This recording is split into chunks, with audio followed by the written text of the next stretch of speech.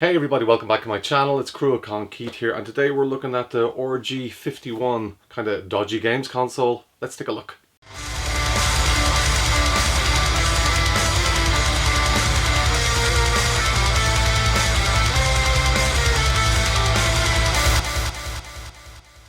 So this has been becoming quite popular. I've seen a lot of people talking about it on different gaming groups I'm in on Facebook. I never heard anything about it, but people are going on about the RG350, saying it's a retro games console, plays a lot of emulated games basically. Not licensed by any of the software makers, so it is, I guess, an illegal console. But a lot of us are playing emulation games, you know, games on emulation, on PCs and different platforms. This is just another option to do that. They're games that nobody plays anymore, and if you're a collector like me, you probably have a lot of them anyway, so I don't feel too guilty. Most of the games I'm interested in on this, I own the physical copy, so I'm completely okay with having this. But there is a kind of a grey area, probably not even a grey area, it's actually quite black and white. It's from China as far as I know. There's a few different places that do them. But is it any good? Is it worth getting? Let's take a look and see. Okay, well, let's start straight into it and get this bad boy unboxed. So I've kind of had it out already, so this is kind of just a protective thingy. Comes in a plastic sheet, as they say, and you get a kind of instruction manual you can expect from these type of products, and the charging cable. So there's a micro SD card here, 64 gig, on-off button. The speakers are really loud, like there's no problem with them at all. On-off button there, volume button here, and we've got a charger, headphone jack, not sure what this is. We've got kind of analog sticks, D-pad, buttons, some shoulder buttons here. Now the one thing I noticed straight away was this shoulder button here, R2, it's fine there, but it was kind of sticking a little bit, which annoyed me. Another thing, when I'm playing, excuse me, in a slightly dark environment, they're completely all black. It's hard to see the controls, and you might think, well, that's not an issue, we're all intuitive gamers, but I found it was, like I was kind of checking it, like I literally, it's just all black, you cannot see a thing. I know naturally you'll just expect your fingers to be in the right area, and 9 times out of 10 that is correct. Okay, let's get it powered on. Okay, so once powered on, you get a kind of an emulation station type of thing, and you can see the different consoles that are on by default. I'll just go through them. Got the Nintendo DS, Neo Geo, MAME, what's that, Game Boy, no, Wonderstone Color, Capcom, arcade games, MSX, PC Engine, NES, original Game Boy, Super Nintendo, N64, Game Boy Color, Game Boy Advance, Mega Drive, Game Gear, Mega Drive, Dreamcast, Neo Geo Pocket, PlayStation, PSP, and it gives you all games and so on. So the Dreamcast and the PSP are pretty much unplayable. I'll load up, let's take a look at, oh, go away. We'll load up Sonic Adventure on the Dreamcast. And there's a glitch that always happens when it's a bad emulator. You'll see the kind of helicopter door to start glitches, then you know it's going to be bad.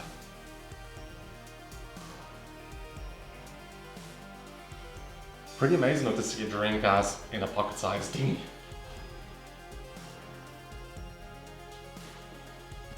Okay, so here's the classic intro from the Dreamcast.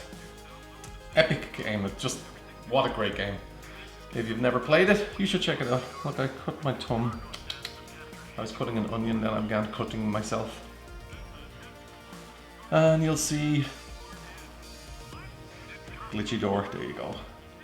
Okay, skip that. Can I skip it? Yeah. Let's take a look at how it plays. I mean, that's not too bad.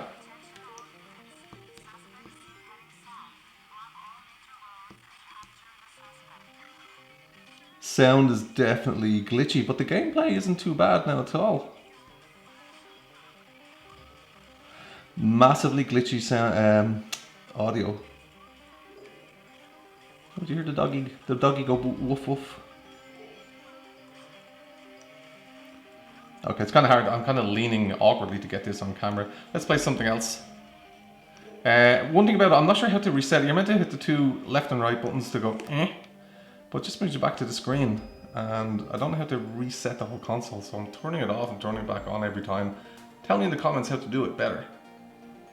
Okay, take a quick look at the DS. I'll show you the way it sets up the screens. Let's play Mario Kart DS. So that's how you control your mouse point, your kind of screen. The left and right button here kind of change it. So you can do that kind of jobby, that kind of jobby.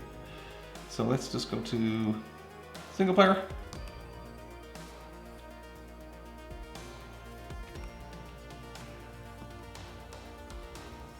Yes, please. Oh God, what did I do?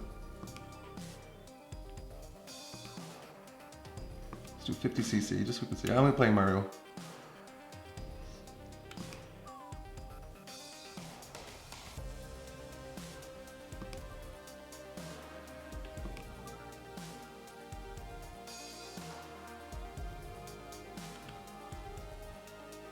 Doesn't look too bad.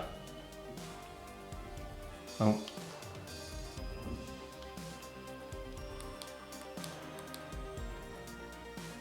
Failing. How do I get the main screen? There we go.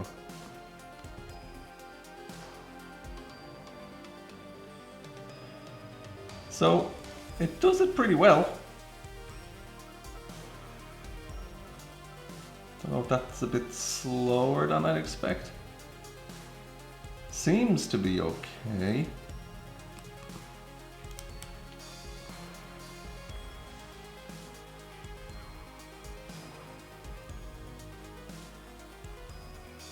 Yeah, that's not too bad.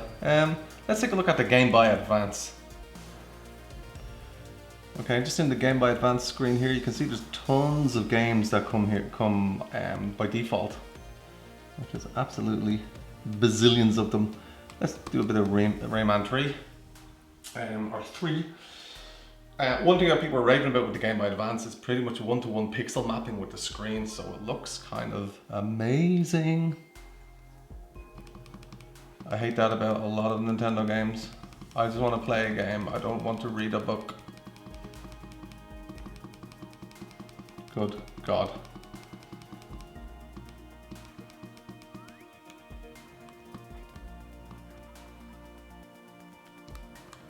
I mean, it's absolutely perfect.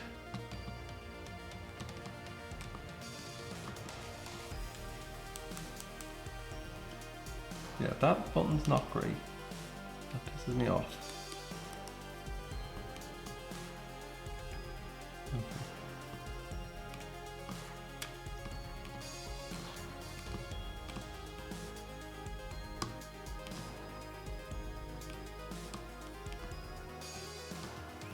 Yeah, it's perfect. Looks amazing. Okay, let's take a look at one more. Okay, so pretty much Game Boy, Super Nintendo, Mega Drive, they all play perfectly, and there's hundreds of games that come by default.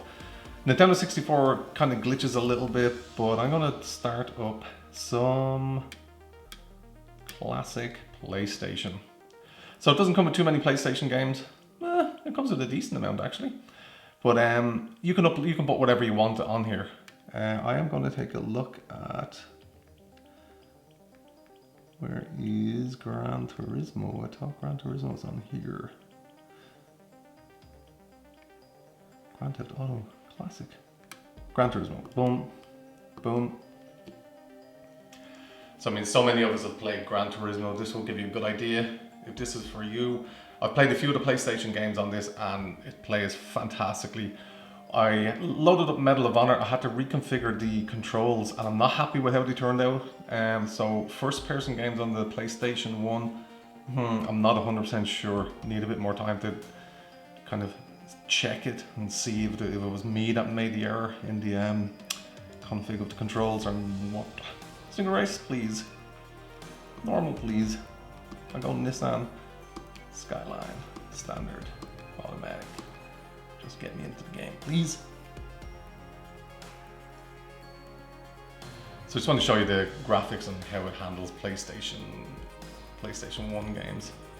And as you can see, pretty good.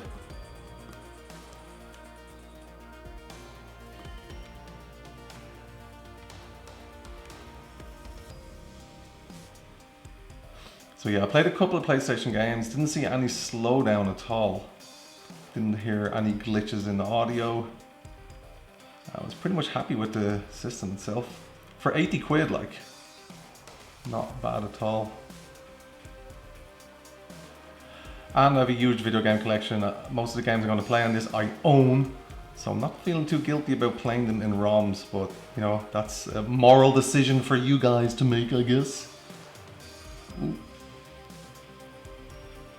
A lot of force feedback there. Didn't mention that, but yeah, it's got a little rumble pack inside it as well. Kind of find this hard to control because, as I said, I'm kind of leaning in an awkward position.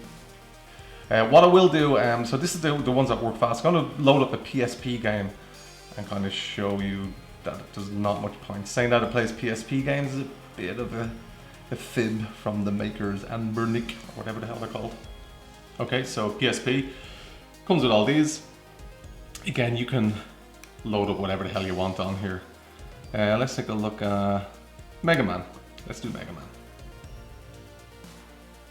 Now the thing is, probably when I start playing, it'll play fine on the camera, and when I switch off, it'll start glitching and so on, but let's just see. I just noticed there's a FPS counter in the top right. Skip the cinematics or the intros because they're usually fine. Okay, I take back what I said about the cinematics. That looks a bit meh. Skip.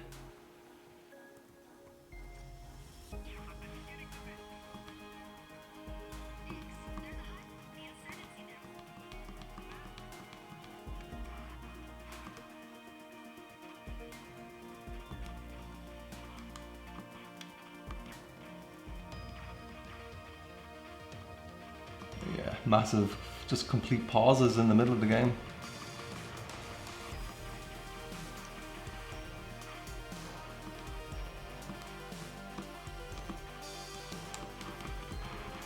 Yeah, it's a pity.